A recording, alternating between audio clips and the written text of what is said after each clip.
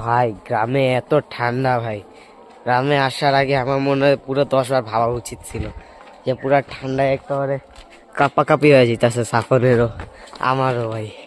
একেবারে মানে ঠান্ডা মনে বাইরে দিয়ে আসতেছে, রাতে ঘুমাইতে পারতেছিলাম না ভালো মতো, যে কি অবস্থা চলতেছিল আমি কিছু বুঝতেছি না। সামনে আব্বু তো পুরো একেবারে জ্যাকেট পরে একেবারে মানে পুরো আটকাই গেছে আব্বু। আর এই যে এইদিকে পুকুর, আর আমাদের গ্রামের একটা বিষয় কি, এই জায়গায় সব জায়গায় বেশিরভাগ পুকুরই থাকে। এই যে মানে বাসার পাশেই পুকুর, সবার বাসা, আমাদের বাসার সামনেও পুকুর আছে, পাশেও পুকুর আছে, তো পিছেও পুকুর আছে। তারপর এইদিকে এই পুকুরগুলা পার হয়ে ওইদিকে আবার ওই দিকটাতে আবার পুকুর আছে।